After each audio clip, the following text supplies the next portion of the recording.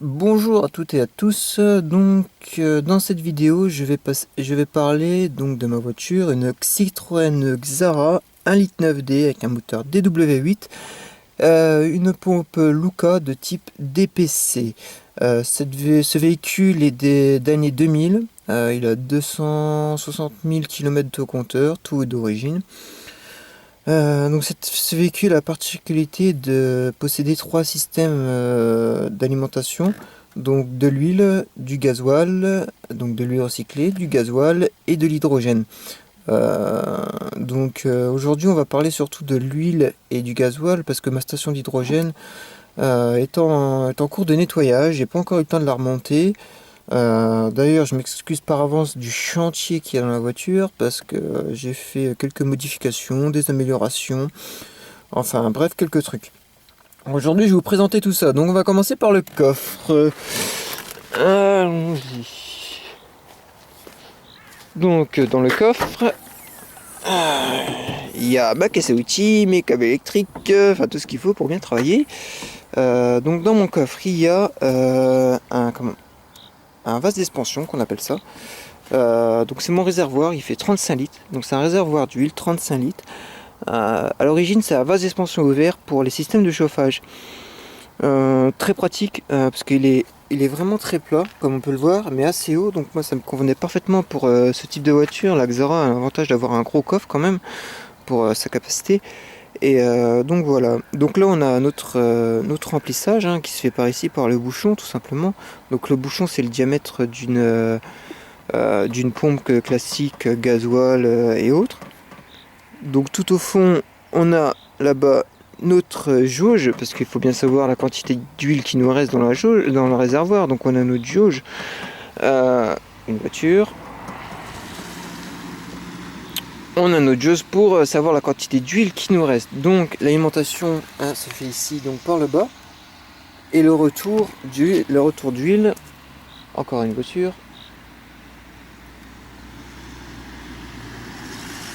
Donc le retour d'huile se fait derrière, tout au fond là-bas, tout au fond en haut à gauche. Donc voilà. Donc la tuyauterie passe sous la voiture, dans les longerons, pour être plus précis, elle passe dans les longerons et elle va directement au compartiment moteur. Voilà. Donc je vais vous présenter. Disons qu'il y a du passage aujourd'hui, dites-moi. Donc du compartiment moteur, donc on va mettre la lumière. Hop. Donc voici compartiment moteur. Notre arrivée de gasoil, donc on a vu tout à l'heure dans le réservoir, se trouve ici. Une petite pompe facette qui vient pousser mon huile dans mon échangeur à plaques qu'on voit ici. Donc sur l'échangeur à plaques, on a notre arrivée ici, arrivée d'huile, et juste derrière là-bas, on a le gros tuyau, le liquide de refroidissement. Ok. Donc là, mon huile est chauffée par mon liquide de refroidissement qui est fourni par mon moteur.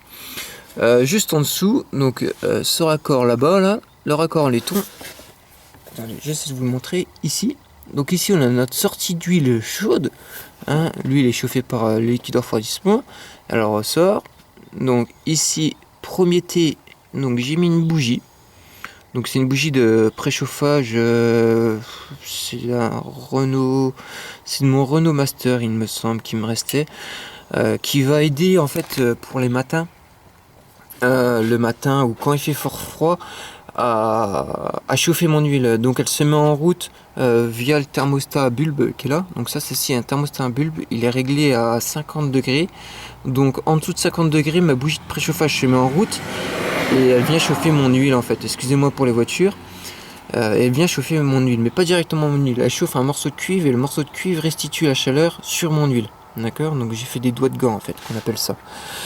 Juste au-dessus de notre bougie de préchauffage donc, qui se trouve là, on a un autre T, un autre raccord. Est-ce qu'on va le voir? Donc le voilà difficilement.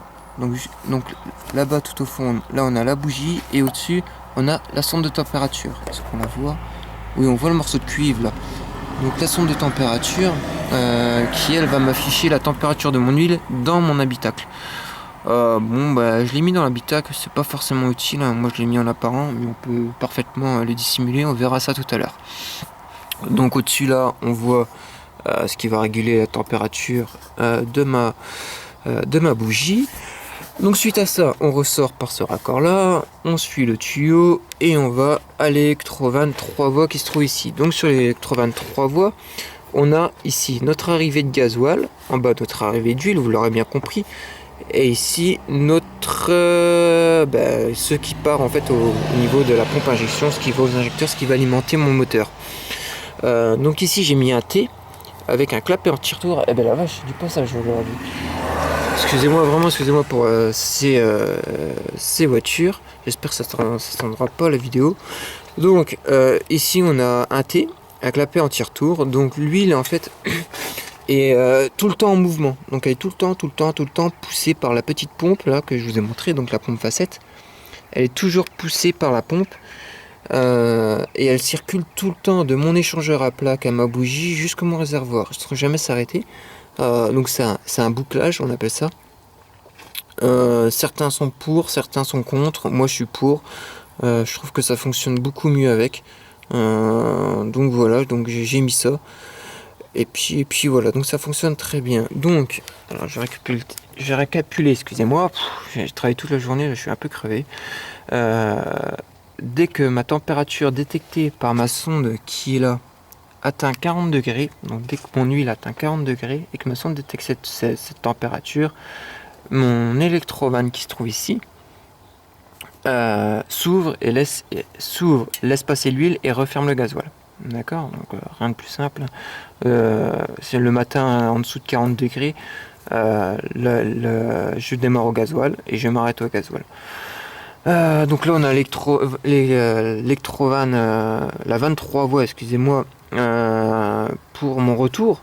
Hein. Donc là on a le retour d'huile, d'accord, qui va au réservoir, le retour injecteur et le retour gasoil.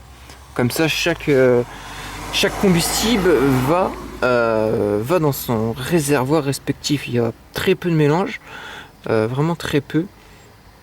Je pourrais améliorer ça encore en mettant une temporisation sur cette électron 23 voies, donc qui ferait que il faudrait que je calcule combien de temps il faudrait qu'elle s'allume en différence de la première pour pouvoir qu'il y ait vraiment quasiment plus d'huile ou plus de gasoil qui va dans le réservoir d'huile ou réservoir de gasoil, que vraiment ce soit hyper bien séparé.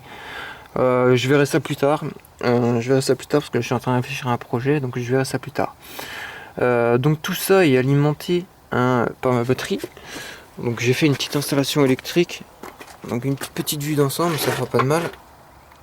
Donc voilà, donc on peut dire ouais ça prend beaucoup de place, écoute Dimitri ça prend beaucoup de place, je peux pas mettre ça dans ma bagnole. Moi j'ai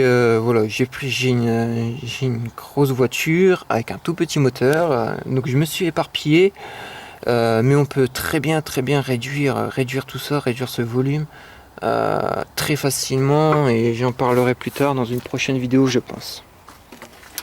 Donc notre alimentation électrique, donc qui se trouve ici, hein, hop. Encore une vidéo, eh ben dites-moi. Encore une vidéo, merde, oh là là. Encore une voiture, je suis vraiment crevé moi. Donc j'ai utilisé du Wago. Du Wago c'est pour du câble souple. Ça va très bien travailler, ça se démonte facilement pour faire des tests, c'est génial. Du câble de bâtiment, donc c'est du 3 x 1.5, mais 3 x 1.5 c'est parce que j'avais que ça sous la main. Mais du 2 x 1.5 c'est largement suffisant. Le 3 fois on s'en sert pas normalement, on s'en sert pas du tout. Donc voilà, petite installation électrique, il y a pas mal de raccords vous me direz. Hein. Et encore il y en a plein cachés dans l'habitacle. Donc voilà. Voilà la partie électricité, bon rien de compliqué la partie électricité, je peux pas vraiment en parler comme ça se montrera plutôt sur le schéma. Donc voilà. Donc ça, on verra plutôt les schémas, j'essaierai de vous faire les schémas de tout ça et de vous les balancer sur YouTube. Ah merde, bon on mettra ça après, ça me saoule. Donc voilà, j'espère que vous avez bien compris. Ah oui, alors, pompe facette, acheté chez Bioclick. Sur internet, Bioclick. Thermostat à bulbe. Pour information, moi je l'ai récupéré sur une chaudière. Vu que je suis chauffagiste, l'avantage c'est que j'ai pu récupérer pas mal de pièces. Ça vient d'une chaudière. C'est pour régler normalement sur les vieilles chaudières la température de l'eau de chauffage. Si vous voulez avoir moins chaud ou plus chaud. Voilà. Vous en trouvez encore Il me semble, vous pouvez en trouver chez Leroy Merlin pour une vingtaine d'euros. Hein. Donc ça s'appelle un thermostat à bulbe. Donc le bulbe, là on voit un fil de cuivre derrière là, qui est enroulé. Et tout au bout de ce fil de cuivre, gros comme mon doigt, il y a un morceau de tube de cuivre. Hein. Donc c'est un bulbe qu'on appelle ça, que j'ai enfoncé dans le tuyau noir, ici. Hein. Et il se trouve ici, là. Il se trouve ici. Voilà. Les raccords, écoutez, c'est du 3/4, donc du 20-27. Pourquoi j'ai pris si gros? Parce que j'ai mis des doigts de gants. Donc ce qu'on appelle les doigts de gants, c'est un morceau de cuivre avec un bouchon au bout soudé, hein, pour éviter que l'huile repasse à l'intérieur. Il y a beaucoup de pertes, on a beaucoup de pertes de charge, donc ce qui vient freiner notre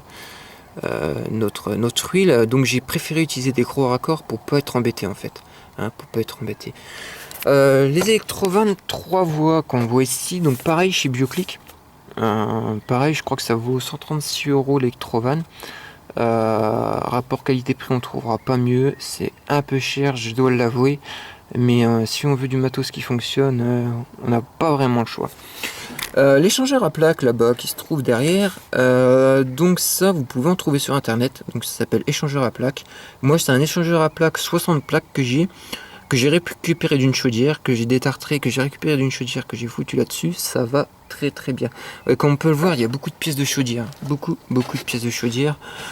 Donc en fait mon métier est très avantageux. Donc ça, le clapet anti-retour, pareil, chez mon grossiste, mon fournisseur. Donc vous pouvez trouver ça chez CDO, Nicodème, Obad, enfin votre fournisseur, un grossiste Miller, qui est dans le coin en chauffage. Vous lui demandez un clapet anti-retour.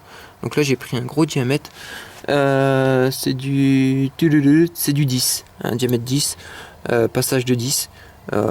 C'est correct, je voulais pas être embêté par les flux. Donc voilà, le câble électrique, Brico Dépôt, Leroy Merlin, vous prenez du 1,5 en souple, très facile à travailler. Prenez pas du rigide, ça sert à rien, vous allez être embêté. Prenez du souple, nickel. Ces petits raccords là, ces petits raccords électriques, je les ai eu chez mon fournisseur automobile.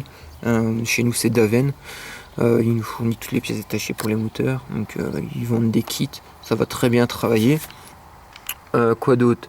Le réservoir donc qu'on a dans le coffre, je l'ai eu sur une ancienne installation de chauffage. Donc je l'ai pas payé, je l'ai récupéré. Mais vous pouvez en trouver facilement chez vos grossistes en chauffage. Voilà, donc passons à l'intérieur maintenant. Donc l'intérieur, voilà donc de ce que je dispose à l'intérieur. J'ai presque plus de batterie, donc on va faire vite. Donc ma jauge réservoir qui est ici, d'accord. Ici mon afficheur de température. Donc vu que j'ai fait un peu de route, normalement c'est déjà chaud. Mon afficheur de température, voilà, qui m'indique qu'on est à 42 degrés et moi je veux que mon huile soit injectée dans mon moteur à 40 degrés. Pour passer à l'huile, très simple, quand je démarre la bagnole, bon, on va démarrer, écoutez. On démarre, voilà, donc là on démarre au gasoil et quand je veux démarrer et quand je veux activer l'huile, j'appuie sur ce bouton là. Vous voyez, la diode qui s'allume et qui m'indique, ben voilà, je vais éteindre la lumière, peut-être qu'on verra mieux, voilà. La diode s'est allumée et elle m'a dit que là on est en train de rouler à l'huile. Voilà, j'arrête. Et on est au gasoil. Je vais accélérer en même temps. Donc là je vais me caler à quelque chose près de 1500 tours et on passe à l'huile. On repasse au gasoil. On repasse à l'huile. On repasse au gasoil et voilà. Donc voilà, très simple, hein. Le matin vous démarrez votre bagnole, vous appuyez sur ce petit bouton, vous attendez que ça chauffe jusqu'à 40 degrés. Dès que les 40 degrés sont atteints, là que ça va très vite, très vite, la lumière s'allume et elle vous indique que vous êtes en train de rouler à l'huile. Donc voilà, je pense que j'ai fait le tour. Et puis c'est tout. Si vous avez des questions, n'hésitez pas à les poser sur les commentaires. Et je tâcherai d'y répondre. Voilà, bon écoutez, à bientôt. Et puis prochaine fois, je vous présenterai ma station d'hydrogène et son installation. Bon écoutez, bonne soirée, au revoir.